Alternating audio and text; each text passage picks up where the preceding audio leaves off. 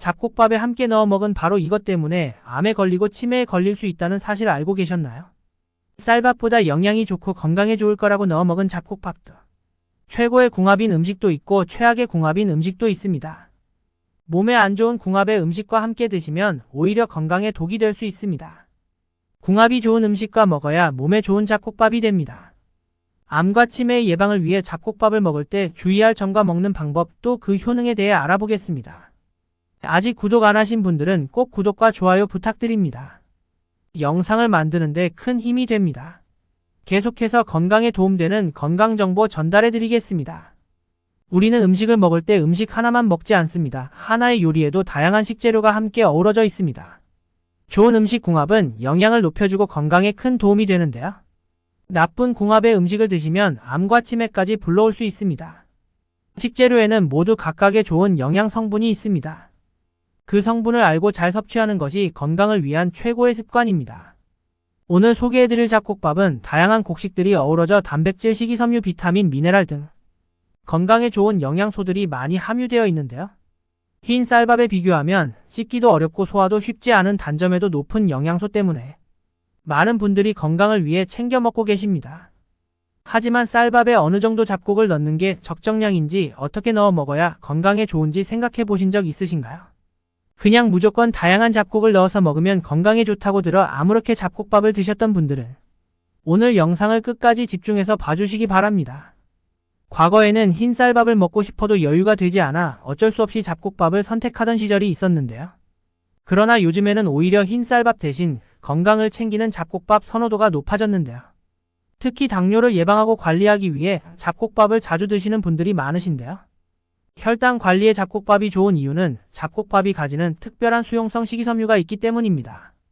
잡곡밥에 있는 수용성 식이섬유는 소화를 지연시켜 영양소의 급격한 분배를 막아 혈당 상승을 억제하고 혈당 수치를 안정화시키는데 매우 효과적입니다. 또 수용성 식이섬유는 나쁜 콜레스테롤을 배출하고 당질의 소화와 흡수를 도와 혈당 수치를 안정화시키기 때문에 당뇨 관리에 탁월한 음식입니다. 잡곡밥에는 베타글루칸이라는 성분이 정말 풍부합니다. 베타글루칸은 암을 예방해주고 면역력을 높여주는데 최고인 성분으로 암세포를 직접 공격하는 기능도 있다고 합니다. 이런 건강에 좋은 잡곡밥을 어떻게 먹어야 더 건강하게 먹을 수 있는지 지금부터 알아보겠습니다. 먼저 잡곡밥으로 제일 많이 넣어 드시는 현미는 혈당 수치를 조절해 당뇨 증상을 개선하는데 도움을 주는 곡물로 현미에는 페놀산이란 성분이 풍부한데 이 성분이 뇌에 축적된 베타 아밀로이드 펩타이드의 분해를 촉진해 알츠하이머 병을 예방하는 데 큰 도움이 된다고 합니다. 하지만 이렇게 좋은 현미도 드시면 안 되는 분들이 있는데요. 특히 신장이 안 좋으신 분들은 섭취에 주의하셔야 합니다. 현미는 칼륨 함량이 매우 높은 편인데요. 신장이 안 좋으신 분들은 칼륨 배출이 원활하지 못해 신장의 기능이 저하될 수 있습니다. 또 배출하지 못하고 칼륨이 점점 쌓이게 되면서 신장에 무리가 오고 고칼륨 혈증을 유발할 수 있기 때문에 주의하셔야 합니다. 고칼륨 혈증은 무력감과 우울증을 불러일으키고 근육을 약화시켜 우리 몸에 악영향을 끼칩니다. 제일 문제인 것은 심장의 활동을 약화시켜 심부정맥이나 심장마비를 일으킬 수 있습니다.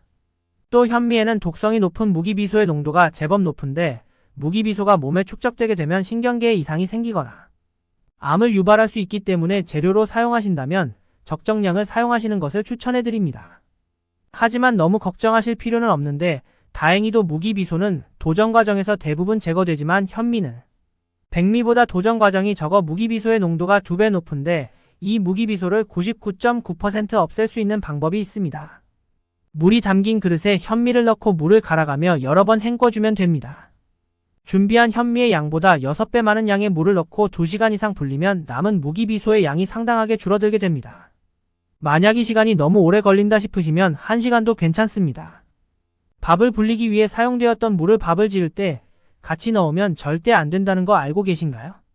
밥을 지을 때에는 새로 물을 갈아 지어 주셔야 합니다. 두 번째는 보리입니다. 보리 역시 혼합으로 많이 드시는 잡곡 중에 하나로 보리는 판토텐산이 풍부한 잡곡류입니다. 판토텐산이 체내에 점점 쌓이게 되면 아세틸콜린이라는 신경전달 물질이 생성되는데 이 아세틸콜린이 알츠하이머 병치의 환자들이 거의 가지고 있지 않다는 연구 결과가 있습니다. 쉽게 설명하자면 이 아세틸콜린이 많이 있어야 알츠하이머 병을 예방할 수도 있다는 겁니다. 그러나 한 가지 아쉬운 점이 보리는 찬성질의 음식이라 사람마다 체질이 다르지만 몸이 차가우신 분들은 과식하게 될 경우 소화불량이나 설사를 일으킬 수 있기 때문에 적정량을 드시는 것을 추천해 드립니다. 보리는 특별하게 섭취뿐만 아니라 관리에도 신경 써야 합니다. 오래된 보리를 섭취하게 될 경우 독성 물질인 아플라톡신이 생기게 되는데 유통기한이 지났거나 관리를 하지 않은 보리를 그냥 먹게 됐다가 간암을 일으킬 수 있기 때문에 오래된 보리는 미련 없이 버려주세요. 특히 아플라톡신은 제거할 수 있는 방법이 아직 밝혀지지 않았기 때문에 어찌할 도리가 없습니다. 보리를 포함한 모든 곡물을 보관하실 때 밀폐된 공간에 습도가 없는 곳이나 냉장고에 보관해 주시길 바랍니다.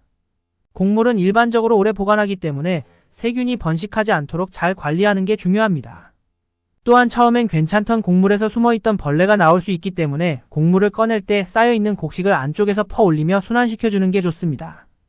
마지막으로 알아볼 검은콩은 안토시아닌이 풍부해 활성산소를 제거하는데 이 활성산소는 만병의 근원이라 불릴 정도로 위험합니다.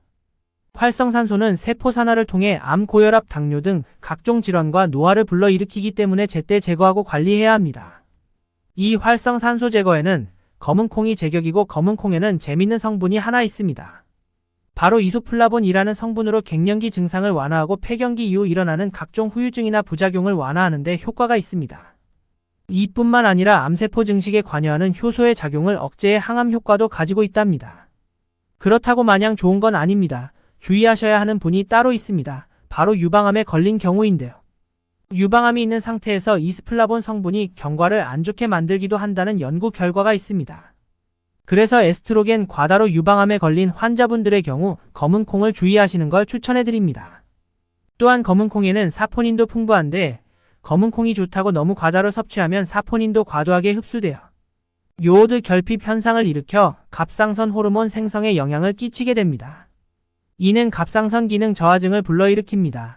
또 사포닌을 지속적으로 섭취하게 될 경우 적혈구 세포막을 파괴시켜 철분 배출이 유도되어 빈혈이 생길 수 있습니다.